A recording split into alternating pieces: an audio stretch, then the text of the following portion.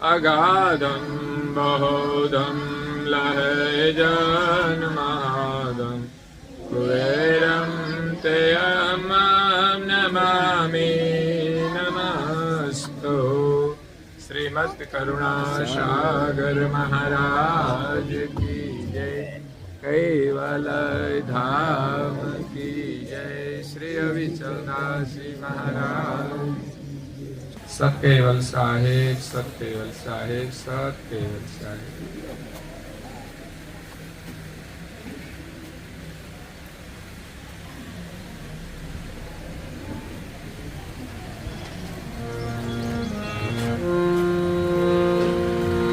कृपा सिंधु श्रीमद् मुझे नहीं मिला, नेत्र वदन चंद्र घृति निज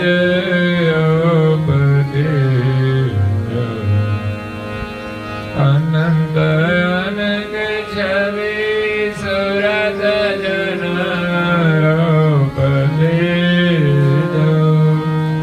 कृपा सिंधु श्रीमद् मुझे नहीं मिला, सुधा सागर श्रीमद् सुख दे भरा,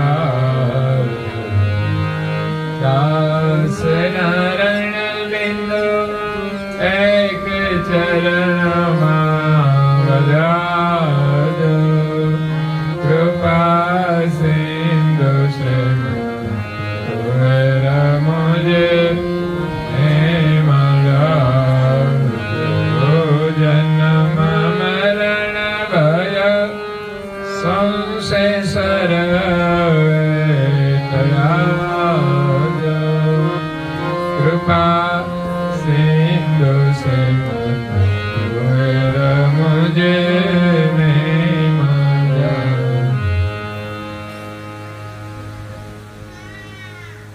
प्रेम भक्तजनों,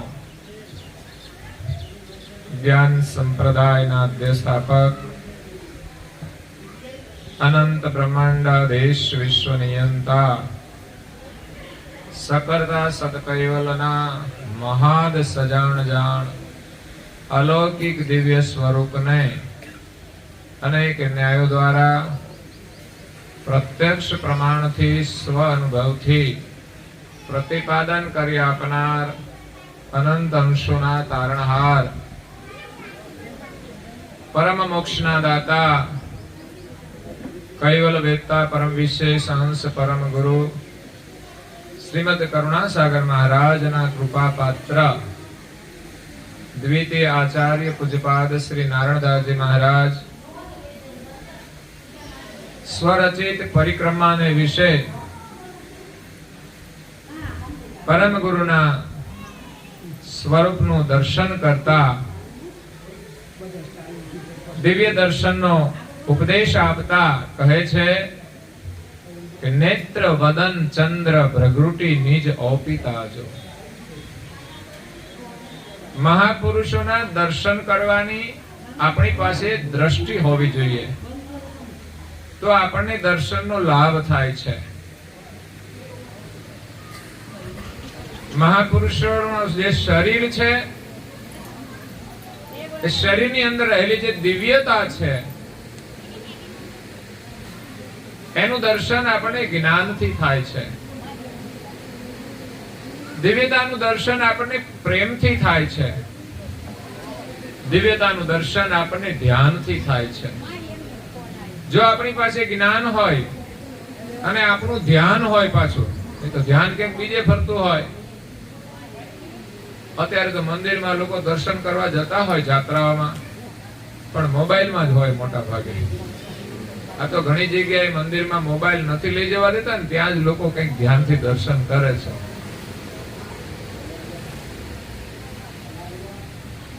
એટલે જ્યાં પણ દર્શન કરવા જઈએ ત્યાં આપણે ધ્યાનથી દર્શન કરવા જોઈએ. બીજું આપણી પાસે જ્ઞાન પણ હોવું જોઈએ કે આ કોણ બિરાજમાન છે, એનો મહિમા શું છે, અને એ ભાવથી જ્યારે દર્શન કરીએ ત્યારે જ આપણને એમના દર્શનનો લાભ મળે છે. બાકી તો આ જગતની અંદર અનેક મહાપુરુષો છે, મહાન પુરુષો છે. આપણને એના શરીરથી એનો દર્શનનો અનુભવ નહીં થાય, પરંતુ એના કાર્યથી, એમના જ્ઞાનથી આપણને એમના સ્વરૂપનો અનુભવ થશે, દર્શન થશે. એટલે અહીંયા પૂજ્ય શ્રી નારાયણદાસજી મહારાજ શ્રી પરમ ગુરુના સાનિધ્યમાં રહ્યા છે. પરમ ગુરુના જ્ઞાનને એમણે પોતાના જીવનમાં અનુભવ કર્યો છે અને પછી એ દિવ્ય પરમ ગુરુની પરિક્રમા કરતા એમના સ્વરૂપનું વર્ણન કરે છે કે હું કોની પરિક્રમા કરું છું. આપણે બધા મંદિરમાં જઈએ છીએ અને બધા મંદિરોમાં જતા હોઈએ છીએ, તો ત્યાં આપણે દર્શન કરી અને પરિક્રમા કરતા હોઈએ છીએ. તો આપણે એ યાદ નથી રાખવાનું કે આપણે કેટલી પરિક્રમા કરી. અને રે સ્વાભાવિક છે, 5 પરિક્રમા કરવી હોય તો 5 થઈ જાય, પરંતુ વિશેષ આપણે ધ્યાન રાખવાનું છે આપણે કોની પરિક્રમા કરી રહ્યા છે. એમના સ્મરણ સાથે આપણે વિચરણ કરીએ તો એની સાચી પરિક્રમા છે. અહીંયા નારાયણદાસજી મહારાજ શ્રીના ઉપદેશમાંથી આપણે પરમ ગુરુના દર્શન કરીને એના સ્મરણ સાથે પરિક્રમાનો બોધ લેવાનો છે, એમની દ્રષ્ટિ મેળવવાની છે કે પરમ ગુરુ કૃપા સિંધુ મને મળ્યા છે. એમના મળવાથી, એમનું જ્ઞાન મળવાથી મારો જન્મ મરણનો જે ભય હતો એ ટળી ગયો. કેમ કે મારા મનની અંદર જે ભ્રાંતિ હતી કે હું શરીર છું, એ ભ્રાંતિ દૂર થઈ ગઈ અને મને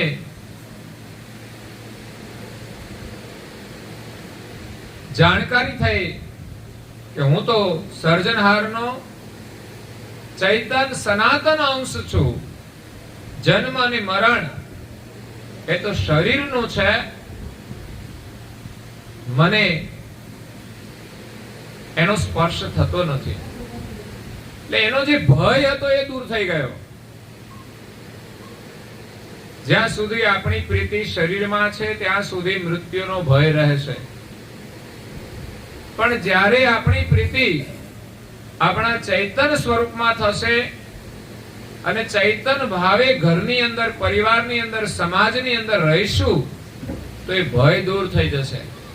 શરીર તો એક દિવસ છૂટવાનું જ છે, છૂટી જશે, પણ એનું સ્મરણ કરતા કરતા છૂટશે ને તો દુઃખ નહીં થાય અને ફરી આપણને આવું ઉત્તમ માનવ શરીર મળશે. માનવ શરીર સર્વોત્તમ છે તો આપણને મળ્યું છે તો આપણા જેવા ભાગ્યશાળી કોણ હોઈ શકે? એવું નથી કયા ગામમાં મળ્યું છે એ મહત્વનું નથી, કયા કુળમાં મળ્યું છે એ વધારે મહત્વનું નથી, પણ આપણને માનવનું શરીર મળ્યું છે એ જ મહત્વનું છે. પરંતુ ઘણીવાર માનવનું શરીર મળવા છતાંય લોકો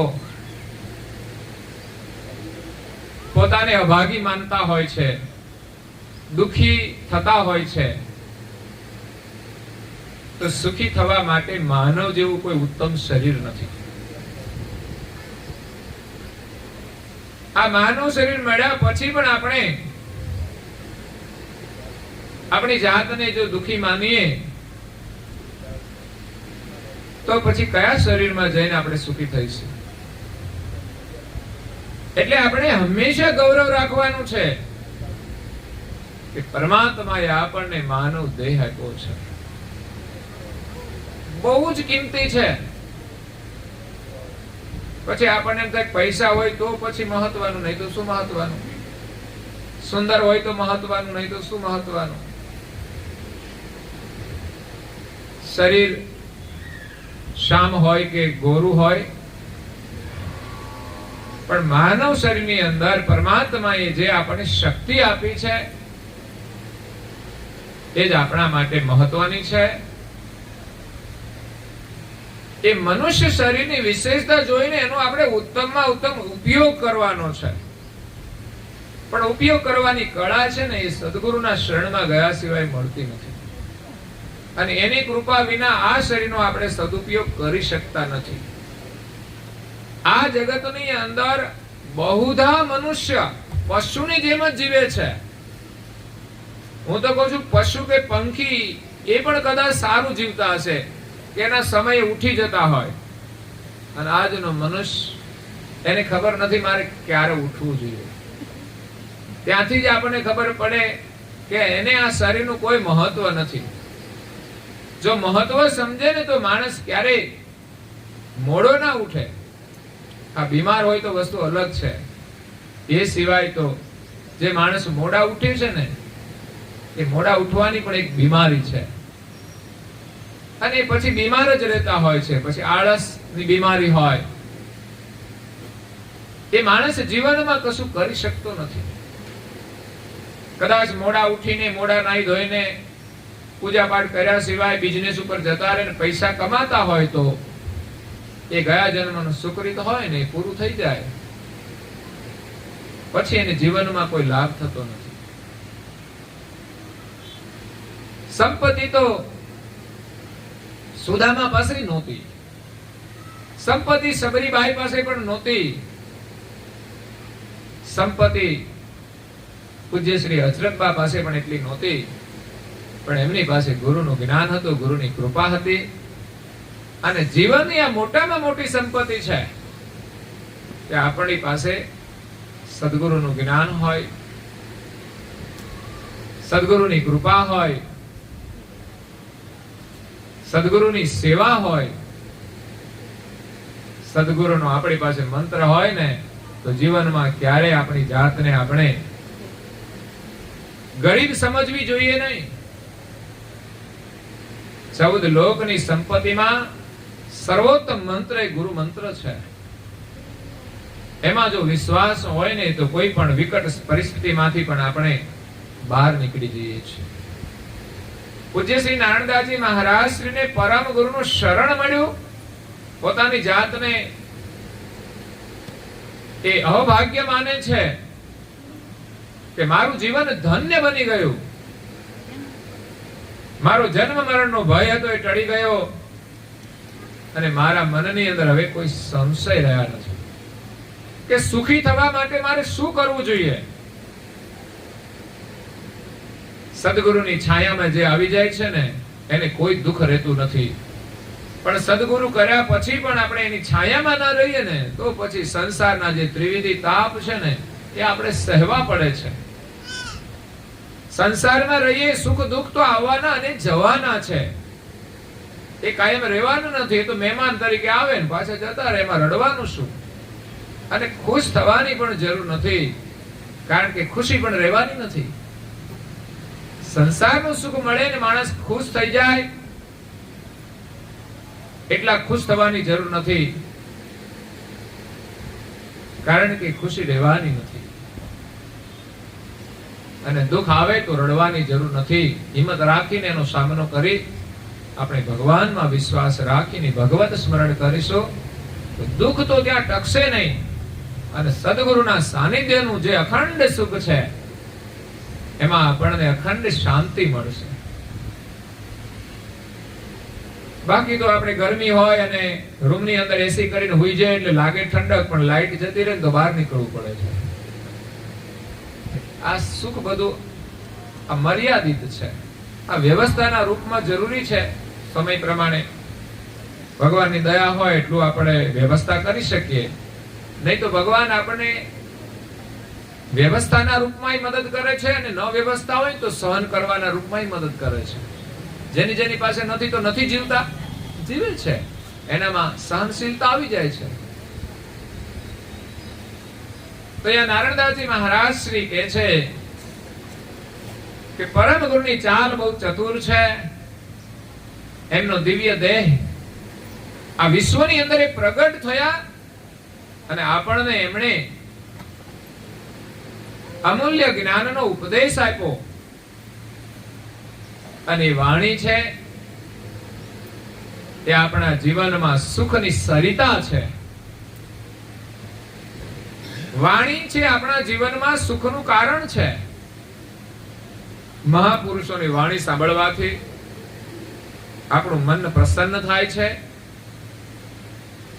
બુદ્ધિ તેજસ્વી બને છે, ચિત્ત આપણું સ્થિર થઈ જાય છે, ચિત્ત શુદ્ધ થાય છે.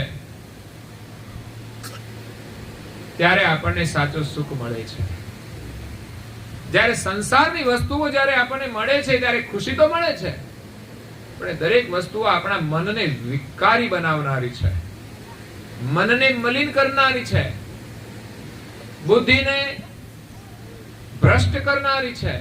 જો સાવધાન ન રહીએ તો, વિવેકથી સંસારની વસ્તુઓનો જો ઉપયોગ ન કરીએ તો એનાથી આપણી બુદ્ધિ કુંઠિત થાય છે અને ચિત્ત સદાય અશાંત થઈ જાય છે.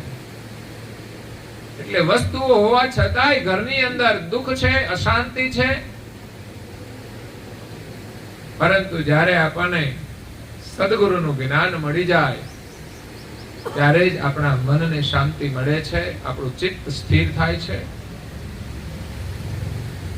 તો અહીંયા દિવ્ય પરમ ગુરુ આપણને ઉપદેશ આપી અને દર્શન આપ્યા છે. એમની વાણી સાંભળવાથી આપણને પરમ ગુરુનું દર્શન થશે કે પરમ ગુરુ કરુણા સાગર આ જગતની અંદર કરુણા કરીને વિશ્વના સર્જનહારનો સંદેશ લઈને આવ્યા છે. એમના જે અમૃત વચનો છે, એક એક વચન આપણને અમૃતનો અનુભવ કરાવે છે.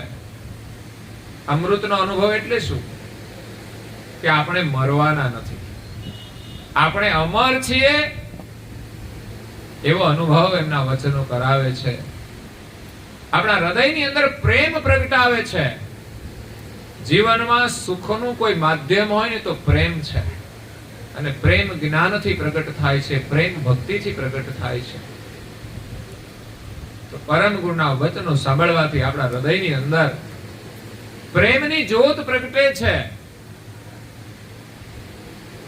પરમેશ્વર પ્રત્યે આપણો પ્રેમ જોડાય છે. એટલું જ નહીં, આ જગતની અંદર જેટલા પણ જીવ છે ને બધાના પ્રત્યે આપણો પ્રેમ જોડાય છે.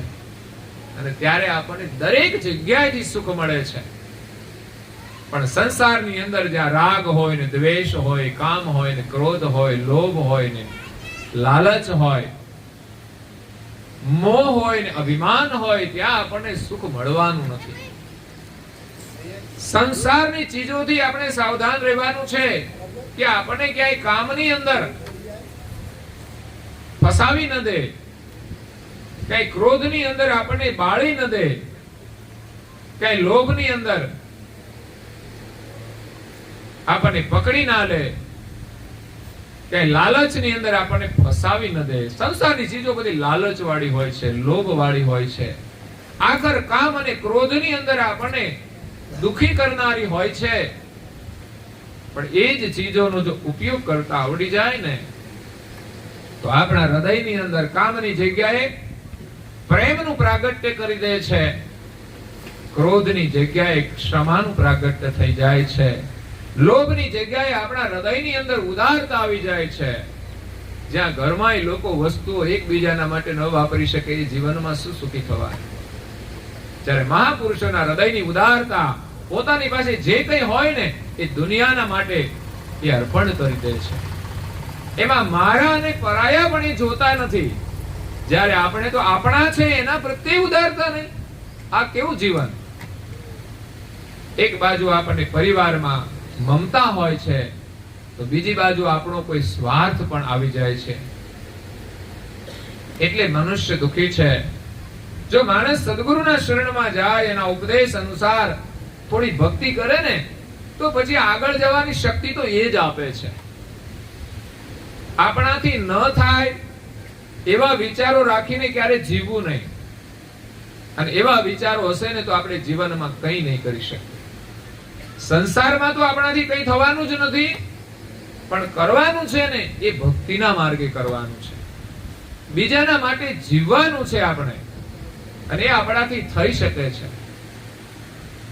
એટલે સદગુરુના વચનોમાં વિશ્વાસ રાખીને એમની જે આજ્ઞાઓ છે ને તે આપણે પાળવા માટે સંકલ્પ કરવાનો છે. એમના વચનોમાં વિશ્વાસ રાખવાનો છે. પહેલો નિયમ આપ્યો છે વહેલા ઉઠવાનો.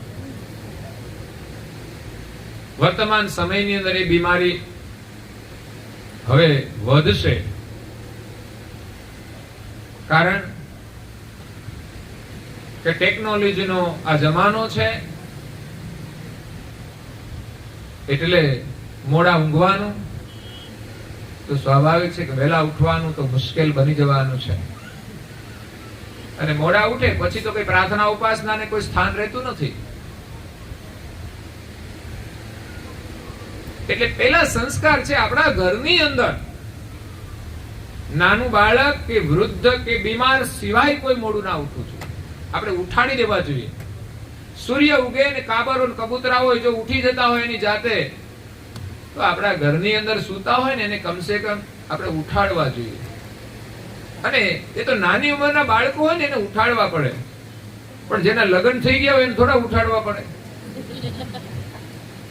હવે લગ્ન થઈ ગયા પછી જો ઊંઘતા રહેશે ને પોતાની જાતે જાગશે નહીં તો જીવનમાં શું કરશે?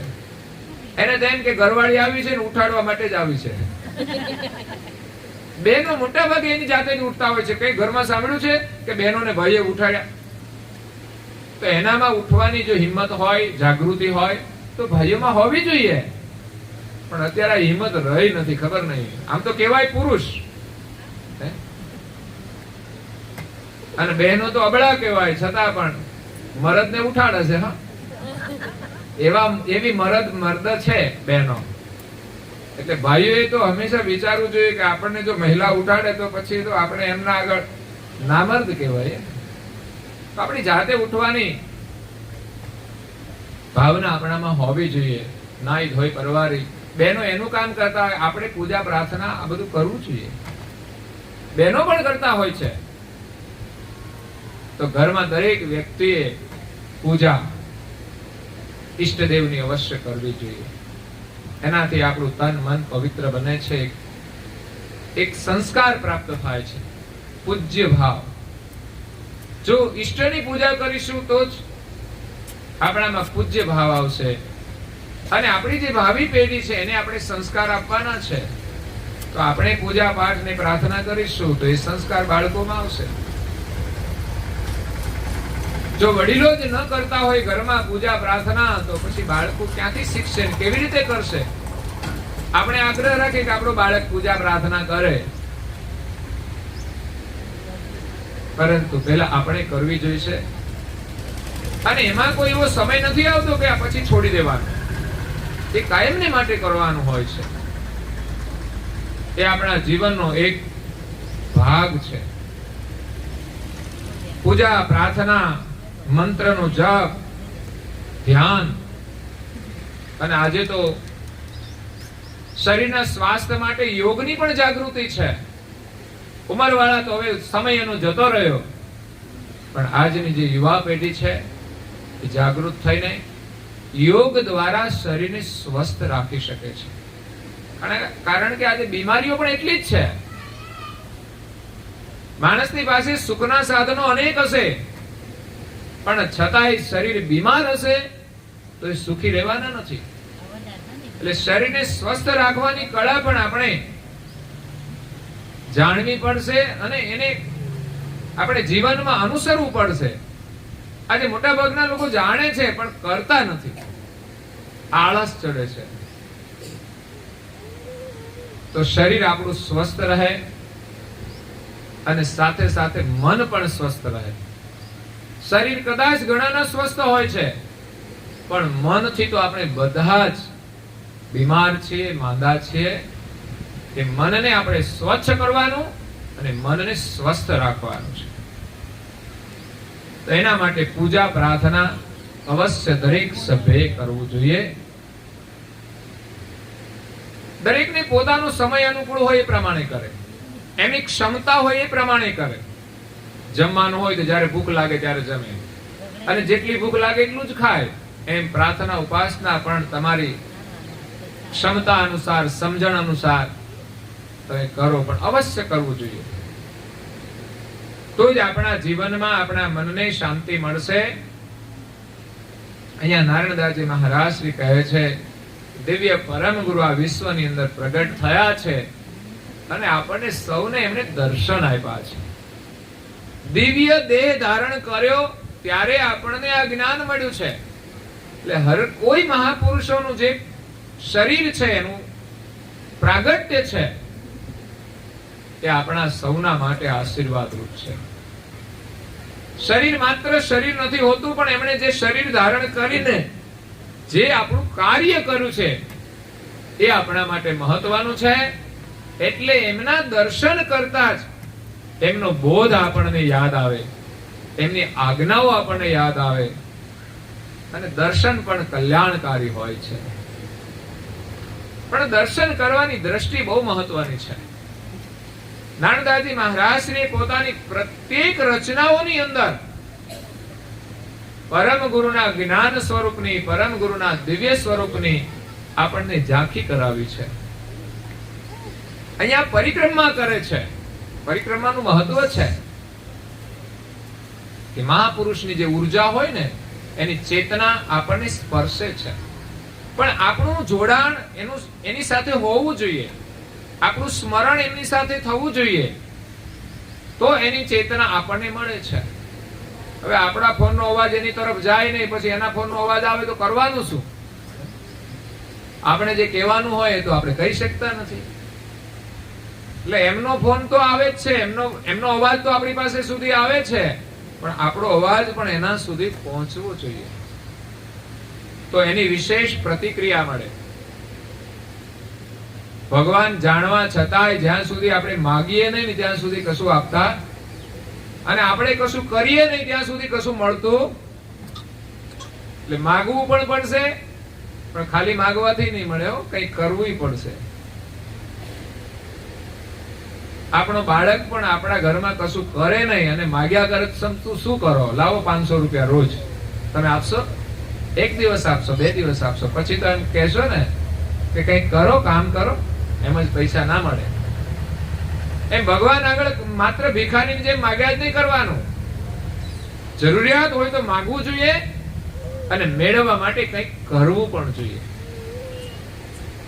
ગુરુ મહારાજ આપણને માર્ગ બતાવશે, એ પ્રમાણે આપણે ચાલીશું તો આપણા બધા જ મનોરથો પૂર્ણ થશે.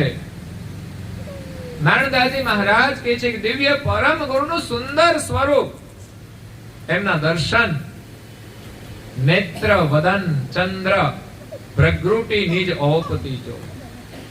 એમના નયન કમળ છે, અતિ સુંદર. કોઈને પણ આપણે જોઈએ ને તો દ્રષ્ટિ આપણી એની દ્રષ્ટિ સાથે મળશે, એમની આંખો સાથે મળશે. અને આંખો છે ને એનું દર્શન આપે છે. દરેક વ્યક્તિનું દર્શન એની આંખોમાં થતું હોય છે. ચક્કર વક્કર જોતા હોય તો આપણને ખબર પડે કે આ વિચિત્ર લાગે છે. એ વ્યક્તિની અંદર રહેલો જે પ્રેમ હોય છે એ પણ એની આંખોમાં હોય છે, એની અંદર દયા હોય છે એ પણ એની આંખોમાં હોય છે, એમની કરુણાના દર્શન પણ એની આંખોમાં થતા હોય છે, અને એમના હૃદયમાં રહેલી સંવેદના છે ને એ પણ આંખો દ્વારા જ પ્રગટ થતી હોય છે. ક્યારેક કોઈ વ્યક્તિને જોઈને વ્યક્તિ ખુશ થઈ જાય છે તો ખુશી પણ એની આંખોમાં હોય છે, ઉદાસીનતા પણ આંખોમાં હોય છે.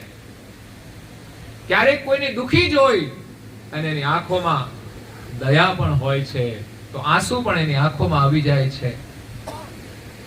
જો આંખોમાં ન હોત ને તો આંખોમાં આંસુ ના આવે. તો આંખો આપણને બહુ બધું આપી જાય છે.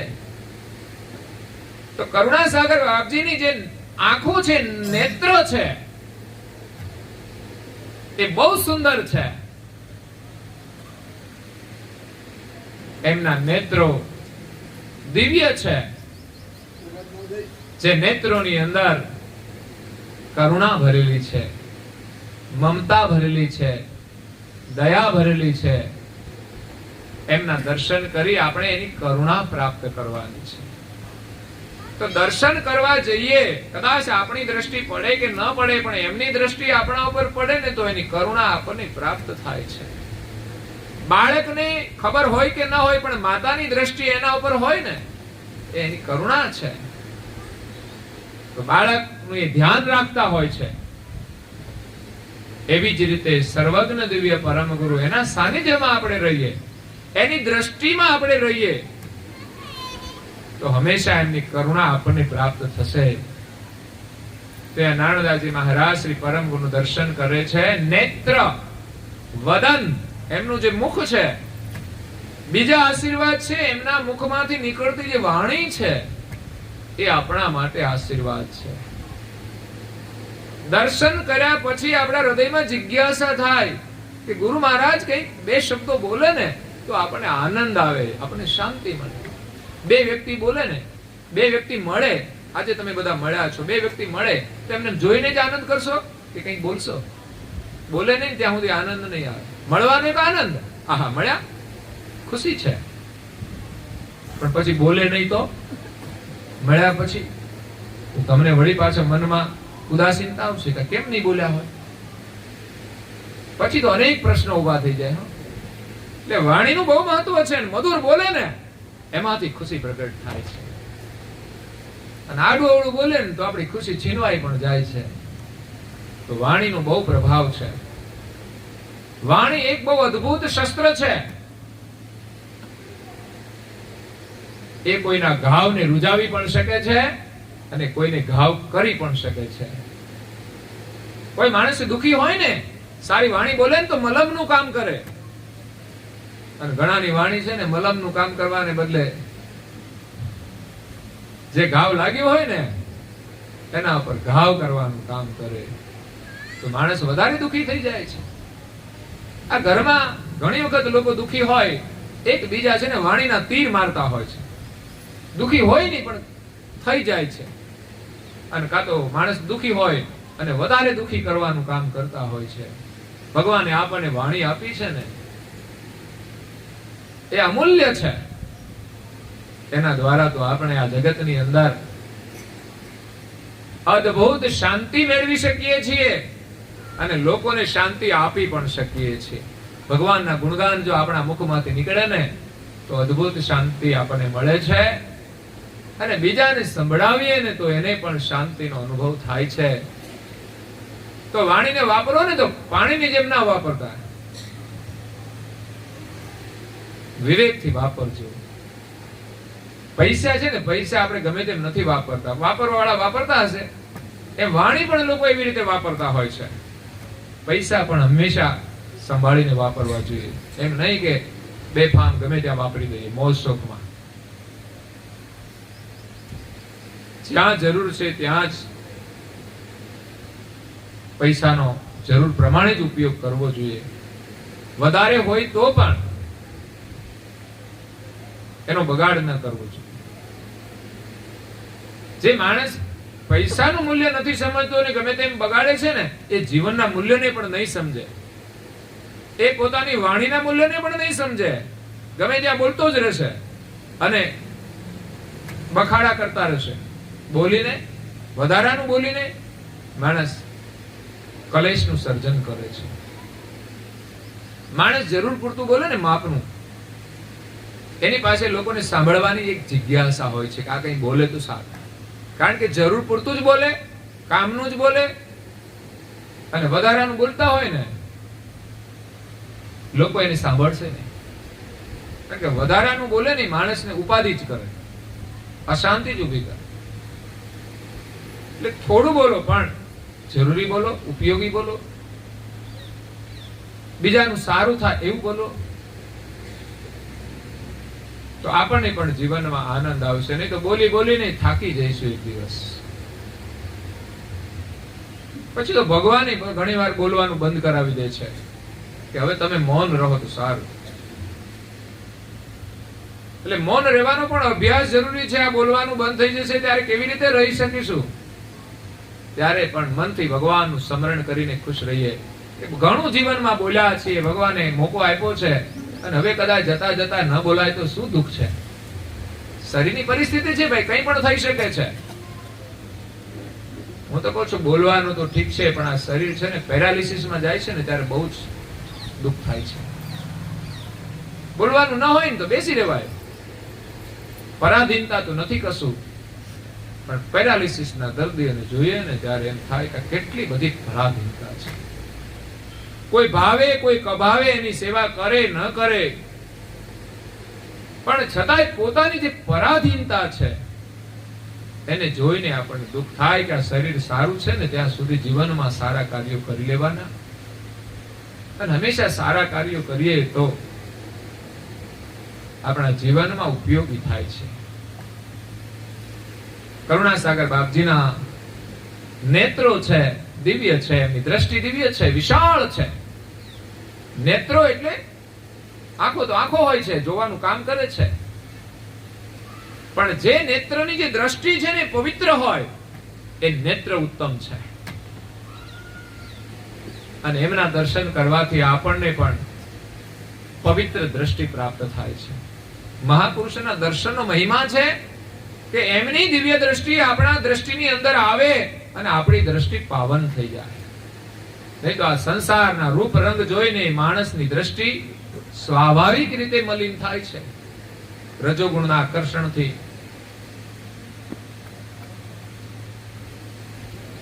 દ્રષ્ટિ મલિન બને છે, વિકારી બને છે. પણ વારંવાર દિવ્ય પુરુષના દર્શન કરીએ, એમનો દેહ છે ને દિવ્ય છે,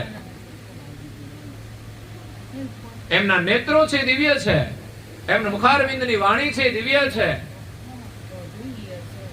એ સાંભળીને, એમના નેત્રોના દર્શન કરીને આપણી દ્રષ્ટિને પાવન કરવાની છે. વાણી સાંભળીને આપણા કાનને પવિત્ર કરવાના છે. ગુણગાન ગાઈને આપણી વાણીને આપણે પવિત્ર કરવાની છે. તો દિવ્ય પુરુષના જે નેત્રો છે ને એ વિશાળ છે. મહાપુરુષોની આંખો તો શરીરના પ્રમાણે હોય, એ પણ વિશાળ હોય છે. આકૃતિમાં પણ વિશાળ આંખો હોય એનું મહત્વ છે.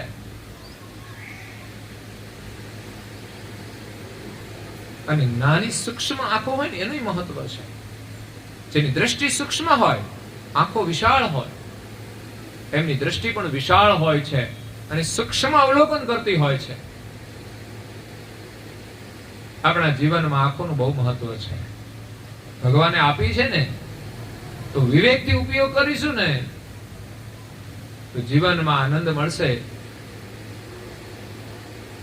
નહીં તો આપણને અધોગતિમાં લઈ જશે.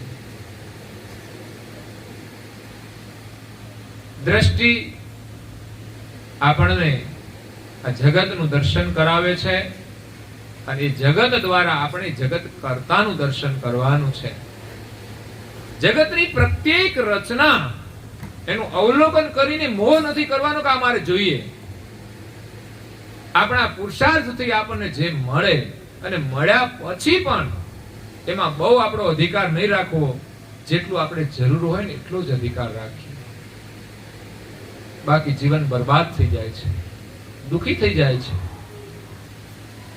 એટલે જગતને જોઈને જગત કર્તાના દર્શન થાય કે જગત કર્તાએ કેવું જગત બનાવ્યું છે, એમાં આપણને પણ બનાવ્યા છે, આપણને પણ એક શરીર આપ્યું છે, અને માનવનું શરીર આપ્યું છે, અને એવો મોકો આપ્યો છે ભગવાનનું સ્મરણ કરવાનો, નીતિથી જીવવાનો, ધર્મ સાથે જીવવાનો.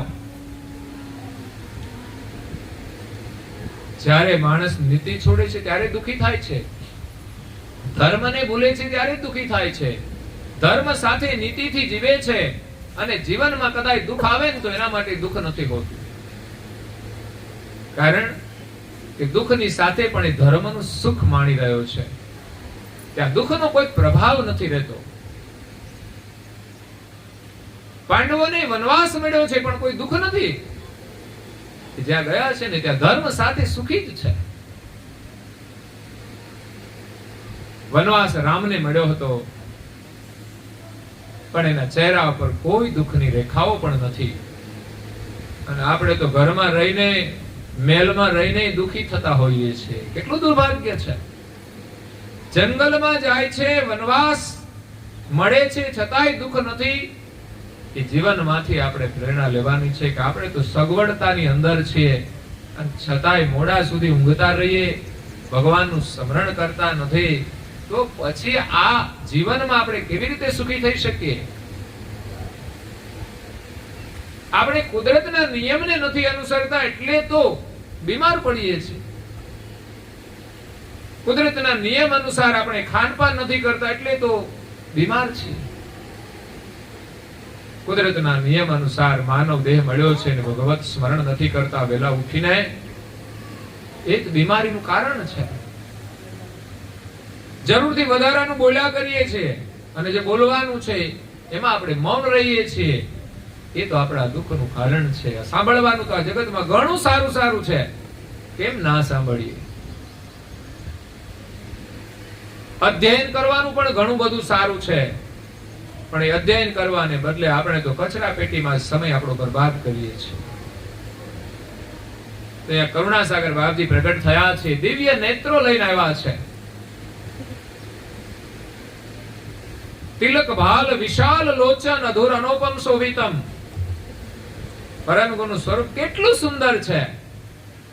આપણે તો સુંદરતાને માત્ર શરીરની સુંદરતાથી જોઈએ છીએ, પણ નારણદાસજી મહારાજ તો જ્ઞાનની સુંદરતાથી જોવે છે કે દિવ્ય દેહ ધારણ કર્યો છે, એમની કરુણા દ્રષ્ટિ જેના પર પડીને એનું કલ્યાણ થઈ જશે. નેત્ર વદન, એમનું વદન, એમની વાણી જે કોઈ સાંભળશે એનું કલ્યાણ થઈ જશે.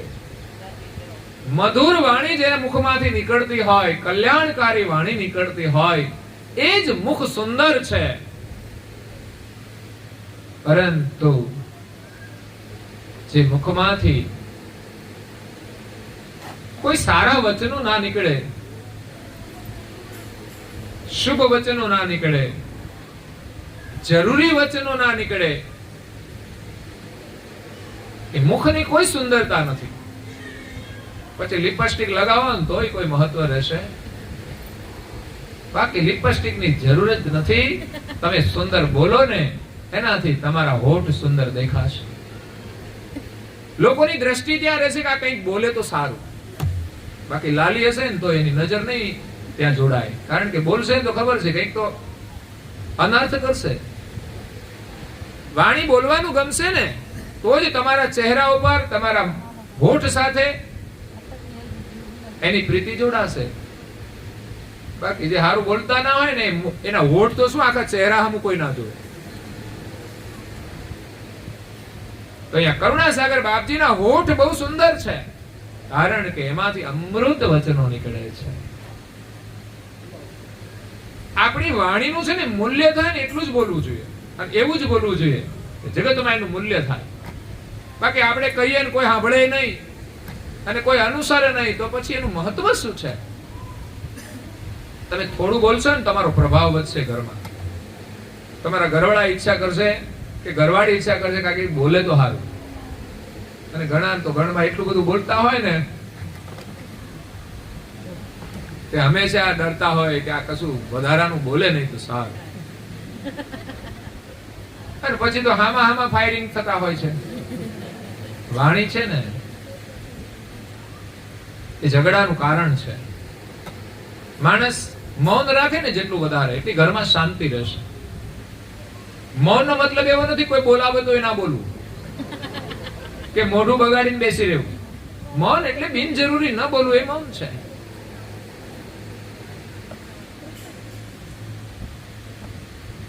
બોલવું એક કળા છે અને મૌન રહેવું એક તપશ્ચર્યા છે. સહેલું નથી મૌન રહેવાનું, પણ જરૂર હોય ત્યારે બોલવું પણ જોઈએ.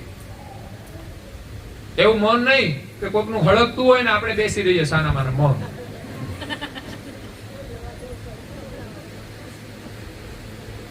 એક મિયા બીબી બેઠા હતા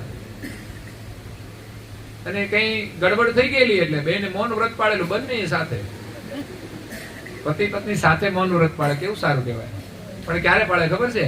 ઝઘડો થાય ને ત્યારે, પ્રેમથી નહીં. એમાં મિયા બીબી એ મૌન વ્રત પાડેલું.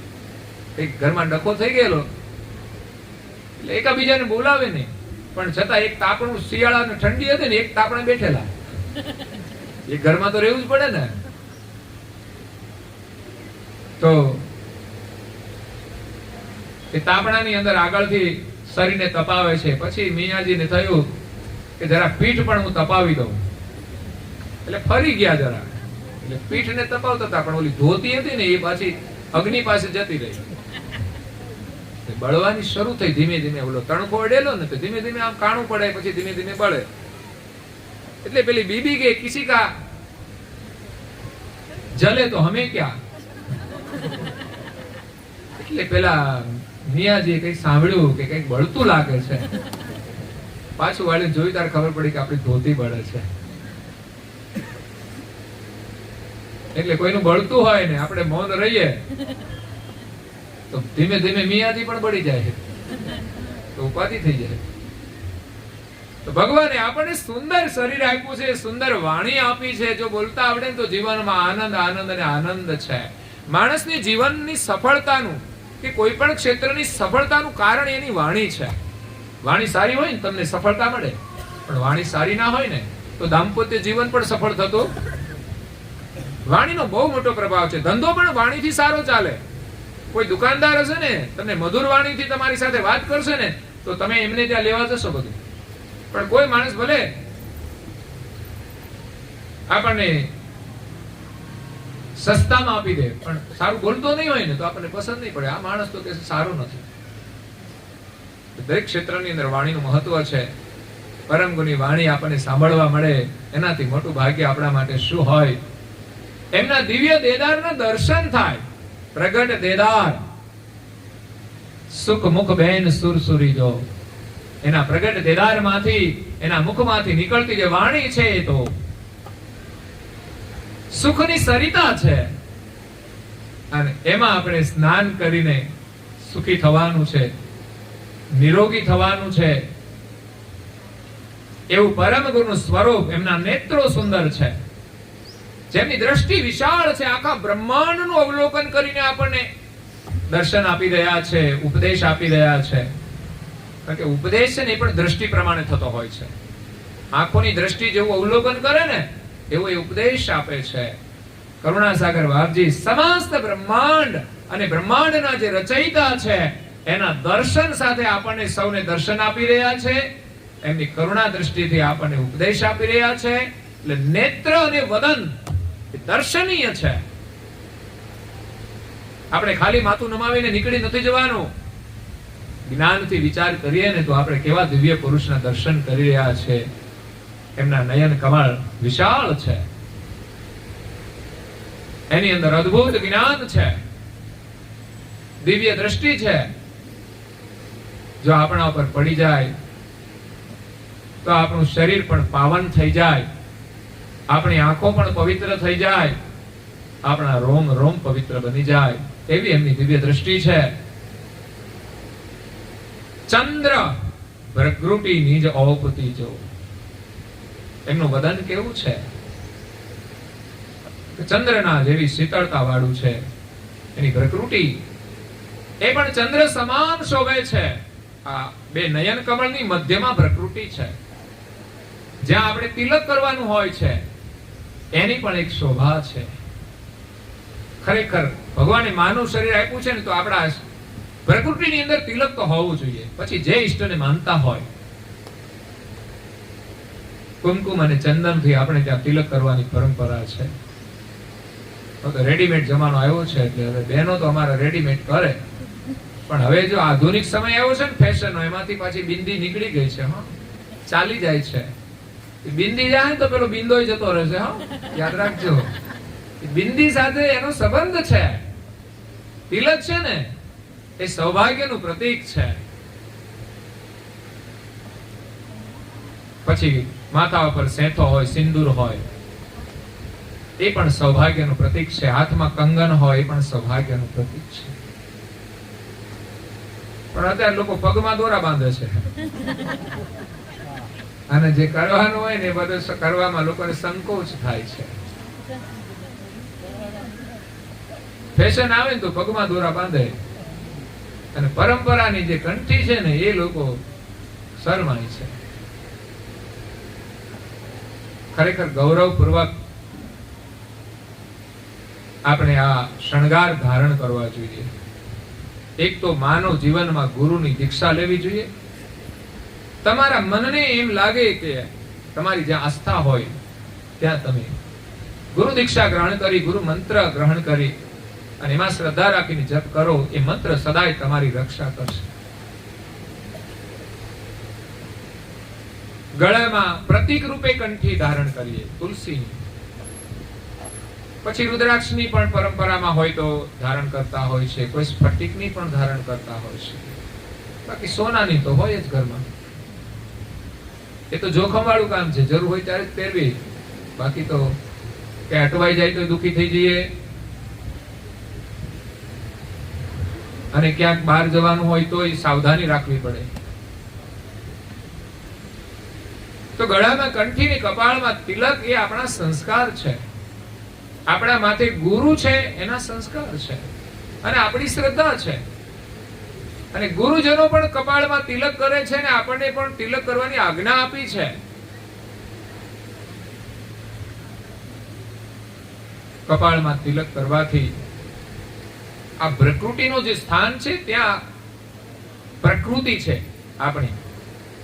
તિલક કરવાથી આપણી પ્રકૃતિ શાંત થાય. એનાથી પણ પૂર્ણ શાંત ન થાય તો ધ્યાન કરવાથી આ પ્રકૃતિ શાંત થાય છે. આંખોની બે દ્રષ્ટિ આપણી નાસિકાના અગ્રભાગે આપણે જોડીએ એટલે અણિઅગ્ર દ્રષ્ટિ બને છે. અહીંયા જ્યારે આંખોની બે દ્રષ્ટિ નાસિકાએ આવે એટલે અણિઅગ્ર બને. એમાં નાસિકાના બે દ્વાર છે, ત્યાં પ્રકૃતિમાં એક થાય છે, એનું એક ભાલ તિલક બને છે. અને ધ્યાન કરો, તમારું મન શાંત થશે. ધ્યાન કરવાથી આપણે પોતાની જાતનું અવલોકન કરીએ છીએ કે હું કેવો છું. સ્વભાવની દ્રષ્ટિ આપણી પ્રકૃતિ કેવી છે, અને આપણને આપણા જ દોષ દેખાશે તો આપણે એને દૂર કરીશું તો આપણે સુંદર બનીશું. આપણે અરીસામાં જોઈને કરીએ છીએ શું? શરીરમાં ક્યાંય ડાઘ તો નથી ને? હોય તો આપણે દૂર કરીએ છીએ, અને ડાઘ દૂર થઈ જાય તો આપણો ચહેરો સુંદર દેખાય છે. બસ આપણા ચહેરા ઉપર કોઈ ડાઘ ના હોવા જોઈએ. બાકી બીજી ઉપર કોઈ લેપાપોથી કરવાની જરૂર નથી સુંદરતા માટે. સુંદર તો તમારો સ્વભાવ બનાવો, સુંદર તમારી વાણી બનાવો, સુંદર તમારી દ્રષ્ટિ બનાવો, તમે સુંદર દેખાશો. બાકી નથી દ્રષ્ટિ સુંદર, નથી વાણી સુંદર, અને ઉપરથી બધું ડેકોરેશન કર્યું છે, ક્યાં સુધી સુંદર લાગશે? આ તો ચાઇનાનો માલ કહેવાય, નકલી. દેખાય સારો બહારથી, પણ અંદર જોવો તો બધું પોલમપોલ હોય. બાકી જેની ક્વોલિટી સારી હોય ને એને બહારનું પેકિંગ ના જોવું પડે. એ કંપની જોઈને લોકો ખરીદી લેતા હોય છે. એમાં દીકરા દીકરીઓનો સંબંધ કરે ને એના માતા પિતાના સંસ્કાર જોઈને કહી દે આ ઘર સારું છે. એ કંપની જોઈને કામ કર્યું કહેવાય. પણ અત્યારે તો બધા ચાઇનાના મોડલ જોઈને બધા એકાબીજાને પસંદ કરી લે. પછી મા બાપ શું કરે? કઈ વાંધો નહીં, તમારી જેવી ઈચ્છા, તમને જે ગમ્યું તે ખરું. પણ 6 મહિના થાય ને ત્યાં નકલી મોડલ દેખાય. એક દિવસ આ શરીર અદ્રશ્ય થઈ જવાનું છે, રહેવાનું નથી. પરમ ગુરુએ ધારણ કરેલું શરીર પણ એક દિવસ એ સમાઈ જવાનું છે.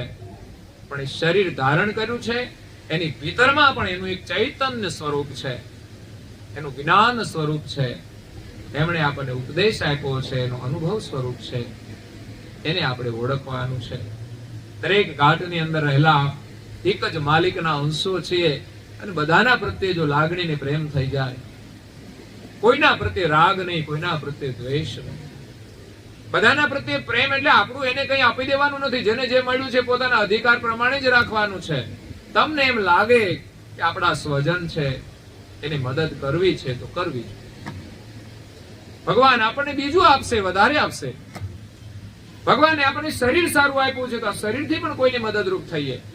કોઈને સંપત્તિ આપી છે તો સંપત્તિથી પણ મદદરૂપ થઈએ. કોઈને સારી બુદ્ધિ આપી છે, કોઈને શિક્ષણ આપ્યું છે તો એનાથી પણ આપણે કોઈને મદદરૂપ થઈએ. કોઈ શિક્ષક હોય એ નોકરી કરતા હોય સરકારી, એને એનું વેતન મળતું હોય છે, પછી વધારે મેળવવા માટે આપણે ટ્યુશન કરીએ કે ચાલો ટ્યુશન કરીએ તો બીજા 5-25 હજાર રૂપિયા આપણને મળી જાય. પણ તમે એવો વિચાર કરો કે આપણે નોકરી કરીએ છીએ અને એનાથી આપણને પગાર મળે છે તો આપણું ઘર આરામથી ચાલે છે, તો આપણને વિદ્યા મળી છે તો આપણે એનો થોડો સેવા માટે ઉપયોગ કરીએ તો ભગવાનના આશીર્વાદ મળી જાય. બાળકોને પણ સારા સંસ્કાર મળે. એટલે આપણને મળેલી શક્તિનો માત્ર આપણે વેપાર નથી કરવાનો, એનાથી સેવા પણ કરવાની છે. તો શરીર મળ્યું છે એનો ઉપયોગ આપણા જીવન નિર્વાહ માટે તો કરવાનો જ છે, આપણા પરિવારના પોષણ માટે તો કરવાનો છે, પણ સાથે સાથે સમાજ સેવા માટે પણ એનો ઉપયોગ થઈ જાય તો જીવન સફળ થઈ જશે. અને આપણે એકવાર થોડું સેવાનું કાર્ય કરીશું ને તો સેવા કરવાની ક્ષમતા આપણી વધતી જશે અને પરમેશ્વર દ્વારા કોઈના કોઈ દ્વારા આપણને સહયોગ મળતો જ રહે છે. કઈ લોકોએ કેટલાય મહાન કાર્યો કર્યા છે, એમણે નથી કર્યા, પણ એને કાર્યની શરૂઆત કરીને પરમેશ્વરની કૃપાથી બધા થતા ગયા છે. અને એના ગયા પછી પણ કોણ ચલાવતા હોય છે? એ તો જતા રહે છે, પછી પણ એમની દયાથી ચાલતા હોય છે. તો આજે નાણદાજી મહારાજશ્રી આપણને પરિક્રમાના માધ્યમથી એમના સ્વરૂપના દર્શન કરાવ્યા છે. આપણને સૌને આજના સત્સંગ દ્વારા પરમ ગુરુના દર્શનના આશીર્વાદ મળ્યા છે. કેટલોય સત્સંગ શ્રવણ કરીશું ત્યારે આપણને આ જગતનું જ્ઞાન થશે, દિવ્ય દ્રષ્ટિ મળશે અને આપણું જીવન સફળ થશે. તો આજે અહીંયા કૈવલધામવાસી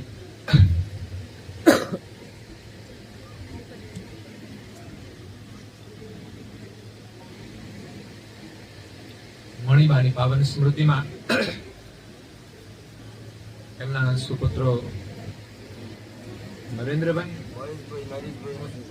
નરેશભાઈ, મહેશભાઈ અને હસમુખભાઈ ત્રણેય દીકરાઓએ આજે એમનું માતા પ્રત્યેનું જે કર્તવ્ય હતું એમણે પૂર્ણ કર્યું છે. સત્સંગ પારાયણ દ્વારા સદગત આત્માને સાચા અર્થમાં શ્રદ્ધાંજલિ આપી છે. બાકી તો સામાજિક રીતે વ્યવહાર બધો પુણ્યદાનનો થતો હોય છે, એ તો કરીને પુણ્ય પ્રાપ્ત કરે જ છે. પણ પરમ ગુરુનો સત્સંગ કરીને, પ્રાર્થના ઉપાસના કરીને પરિવારજનોએ, સગા સંબંધીઓએ સાચા અર્થમાં શ્રદ્ધાંજલિ આપી છે અને પરમ ગુરુના આશીર્વાદ પ્રાપ્ત કર્યા છે. સદગત આત્માની પાછળ આવું મહાન કાર્ય કરવું અને પરિવારને આશીર્વાદ પ્રાપ્ત થવા એ બહુ જ મહાન કાર્ય છે. તો આજે સદગત આત્માને આપણે સૌ શ્રદ્ધાંજલિ આપીએ છીએ, પરમ ગુરુને પ્રાર્થના કરીએ સદગત આત્માને પુનઃ માનવનું જીવન પ્રાપ્ત થાય અને પરમ ગુરુ શરણ પ્રાપ્ત થાય અને એની જીવન યાત્રા આગળ વધીને એનું કલ્યાણ થાય. સાથે સાથે પરિવારજનો ઉપર પણ પરમ ગુરુની કૃપા નિરંતર વરસતી રહે. કારણ કે આ એક પારાયણ કરવું છે માત્ર વિધિ નથી, પણ પરિવાર માટે અને ભાવિ પેઢીના માટે આશીર્વાદ છે. આજે થયેલું પારાયણ સંસ્કારના રૂપમાં એની અનેક પેઢીઓ સુધી એને આ સંસ્કાર મળશે. આ કોઈ સાધારણ કાર્ય નથી, કોઈ વિધિ નથી. તમે ના કરો તોય કઈ નથી, પરંતુ સદગત આત્માની પાછળ આપણે કંઈક શુભ કાર્ય કરીએ, એના નિમિત્તે કરીએ. એમણે આપણને ઘણું બધું આપ્યું હોય છે. માતા પિતાનું ઋણ એમાંથી છૂટવું બહુ મુશ્કેલ છે, એટલું બધું એમણે આપ્યું હોય છે. અને આપણે બધા જોઈએ છે નાના બાળકને એના માતા પિતા કેવી રીતે મોટા કરે છે, એના પગભર કરે છે, અને પગભર થયા પછી પણ એની લાગણીઓ, એની રક્ષાઓ કરતી હોય છે. તમને એમ લાગે કે હવે માતા પિતાની કઈ ઘરમાં જરૂર નથી, કઈ કામ કરતા નથી, એવું નથી. એની લાગણીઓ તમારી રક્ષા કરતી હોય છે. એટલે એના ઋણમાંથી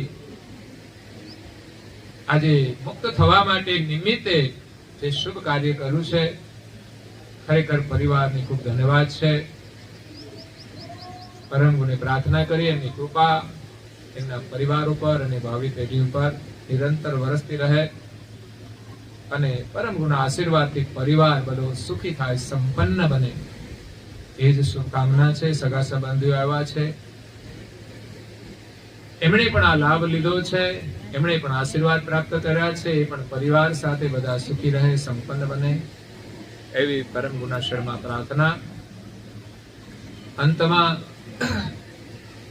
કરુણાસાગર મંદિર જેઠોલી દ્વારા જે અમારી પ્રવૃત્તિ ચાલે છે એનો તમે અવશ્ય લાભ લેજો. એક તો નાના બાળકો માટે ઉનાળાના વેકેશનમાં શિબિર રાખીએ છીએ ધોરણ 6 થી 10 સુધીના. તો 2 દિવસ માટે, આમ 3 દિવસ માટે આપણા બાળકોને આપણે મોકલીએ તો એને ઘણો બધો સારો લાભ પ્રાપ્ત થાય. આખું વર્ષ ભણીને શિક્ષણ મેળવે છે એનાથી વધારે લાભ એને 3 જ દિવસમાં આવી શિબિરમાંથી પ્રાપ્ત થતો હોય છે. તો અવશ્ય અનુકૂળતા હોય બાળકોને, બાલિકાઓને મે મહિનાની 6 થી 9 તારીખ બાલિકાઓની શિબિર છે અને 9મીએ બાલિકાઓની પૂરી થાય અને બાળકોની શરૂ થશે 12 તારીખ સુધી. 12મીએ વૈશાખ સુદ પૂર્ણિમા છે. કરુણાસાગર મહારાજનો પાટોત્સવ છે ગુરુગાદી સારસાપુરીમાં અને એમના બીજા જ દિવસે કરુણાસાગર મંદિર જેઠોલીનો પાટોત્સવ છે અને એના પછી 1 દિવસ પછી વૈશાખ વદ 3 દિવસે મારી દીક્ષા વિધિ થયેલી છે એટલે દીક્ષા દિવસ છે, જેને 23 વર્ષ થયા છે. તો આ 3 પ્રસંગનો સમન્વય વૈશાખ સુદ પૂર્ણિમાના દિવસે છે. તો આપ જરૂરથી એનો લાભ લેવા માટે પધારજો. અને બાલ શિબિરની અંદર પણ જે કોઈ ભક્તોએ સેવા સહયોગ આપવો હોય તે પણ આપી શકે છે બાળકોની ભોજન પ્રસાદી માટે. એક સમયના ભોજનના 5000 રૂપિયાનો ખર્ચ લાગતો હોય છે. નાસ્તાનો ખર્ચ 2000 નો હોય છે. એ સિવાય બાળકોને અમે અમારા તરફથી ચોપડા છપાવીએ છીએ દર વર્ષે. તો જે બાળકો શિબિરમાં આવશે એને અમે ચોપડાઓ આપવાના છીએ. જે બાળકો 6ઠ્ઠામાં ભણતા એને 6 ચોપડા હશે, 7માં 7, 8માં 8, 9માં 9, 10માં 10. એ સિવાય પણ આપણા બાળકોને આ ચોપડાઓ ઓછી કિંમતે પણ મળી શકશે અને એ ચોપડા ઉપર બાળકોના માટે વિશેષ એક પરમ ગુરુના આશીર્વાદ હશે. મંત્રના રૂપમાં હશે, એક પ્રસંગના રૂપમાં હશે અને એક દ્રશ્યના રૂપમાં હશે. તો એ પણ આપણા માટે, બાળકો માટે ઉપયોગી થાય અને વાલીઓને પણ એ ઉપયોગી થશે. એવા ચોપડાઓ ખાસ કરીને ગરીબ બાળકો માટે આપણે છપાવીએ છીએ અને બીજું જે સંસ્કારની ભાવનાવાળા છે એમના માટે આ ચોપડા દર વર્ષે છપાવવાથી સામાન્ય પરિવારોને ઘણો લાભ થતો હોય છે. આપણે બીજું કંઈ મદદ ના કરી શકીએ તો એક કાર્ય કરીને આપણે મદદરૂપ થઈએ છીએ. એ ચોપડાની અંદર અનેક લોકો સેવા પણ આપે છે, 500,000 થી માંડીને 25,000 સુધીની. એને લઈને બાળકોને 5 રૂપિયાનું ડિસ્કાઉન્ટ એમાં મળતું હોય છે. એક સાથે ચોપડા છપાવીએ છીએ એટલે 5-10 રૂપિયાનો ફાયદો એ પણ થાય છે. એટલે લગભગ 35 રૂપિયાનો ચોપડો 140 પેજનો થાય છે કે આપણે 20 રૂપિયાની અંદર બાળકોને આપતા હોઈએ છીએ. બીજું એક રણમુક્ત ભજનાવલી સંત તુલસીદાસજી મહારાજ શ્રી રચિત 700 ભજન છે. એકવાર અમે છપાવી હતી પણ ફરી એની આવશ્યકતા લોકોની માંગણી છે તો ફરી અમે છપાવીએ છીએ. એમાં પણ જેમને પણ સહયોગ આપવો હોય એ 500,000 થી માંડીને 25,000 સુધીની સેવાઓ એમાં પણ આવેલી છે. 500 થી લઈને જે નામો આવશે એના નામો એની અંદર મૂકવામાં આવશે અને 25,000 ના દાતાઓનો એમાં ફોટો મૂકવામાં આવશે. 50,000 ના દાતાઓના 2 ફોટા છે એમાં. તો એ રીતે એક ભજનની પુસ્તિકા છપાઈ છે. અને ત્રીજું અમારું એક બહુ ભગીરથ કાર્ય છે પરમ ગુરુના શરણમાં સેવા આપવા માટે, અને એ છે સૌરાષ્ટ્રની અંદર પરમ ગુરુ કરુણાસાગર મહારાજનું એક ભવ્ય મંદિર અમે બનાવી રહ્યા છે સંસ્થાના રૂપમાં. ભવિષ્યમાં એ સ્થાન દ્વારા સૌરાષ્ટ્રની અંદર કેવલ જ્ઞાન, સત્સંગનો અને સેવાનો પ્રચાર થાય અને લોકોને એના સંસ્કારનો લાભ મળે બહુ મોટો પ્રોજેક્ટ છે, પણ આપણે આપણી ક્ષમતા અનુસાર, આપણી શ્રદ્ધા અનુસાર એમાં સહયોગ આપીને પરમ ગુરુના આશીર્વાદ પ્રાપ્ત કરવાના છે. તો એ પ્રોજેક્ટ અમારો 1 કરોડનું અમે કામ કર્યું છે ત્યાં, અને હજુ 2 કરોડનું કામ અમે કરવાના છીએ. ત્યાં મંદિર હશે, નિવાસ વ્યવસ્થા હશે, ભોજનની વ્યવસ્થા હશે, અને પછી જે કાર્યક્રમો થાય એનો પણ આપણને લાભ મળે. જેને પણ લાભ મળે આપણા માટે આશીર્વાદ છે. તો પરમ ગુરુના આશીર્વાદથી તમને જે કંઈ ભગવાને આપ્યું હોય એમાંથી મારું તો નિવેદન છે કે તમે જીવનમાં કોઈ ખોટો ખર્ચ હોય ને એને રોકીને સેવા કાર્ય કરજો. કારણ કે આજની મોંઘવારીમાં લોકોની જરૂરિયાત પણ એટલી જ છે, પરંતુ જે જરૂરિયાત હોય એ પ્રમાણે તો આપણે ઉપયોગ કરીએ જીવનમાં, પણ બિનજરૂરી પણ ઘણો ખર્ચ હશે. તમે અભ્યાસ કરશો તો તમને દેખાશે, અને ન દેખાય તો મને કહેજો, તો હું તમને બતાવીશ કે કેટલો ખોટો ખર્ચ આપણે કરીએ છીએ. વ્યસન, ફેશન અને સામાજિક પ્રસંગોમાં પણ બિનજરૂરી આપણો ખર્ચ હોય. આજે લગ્નોની અંદર પણ લોકો જરૂરથી વધારે પૈસાનો વ્યય કરતા હોય છે. જ્યાં પેટીઓની જરૂર ના હોય ત્યાં પેટીઓ આવે છે. એટલે મને દુઃખ થાય કે આ જીવન બરબાદ થઈ રહ્યા છે, સંપત્તિ પણ બરબાદ થઈ રહી છે. એનો જો સદુપયોગ કરવામાં આવે તો એને ભગવાનના આશીર્વાદ મળે અને એનું જીવન સુખી થાય. એટલે સંકેતમાં તમને ખ્યાલ આવી જાય કે ક્યાં ક્યાં ખોટો ખર્ચ થાય છે. એને આપણે રોકીને સારા કાર્યમાં વાપરીએ તો આપણા બાળકોને પણ સારા આશીર્વાદ પ્રાપ્ત થાય. આ સાથે અહીંયા કથાને વિરામ આપીએ છીએ. અસ્તુ સદૈવ સાહેબ.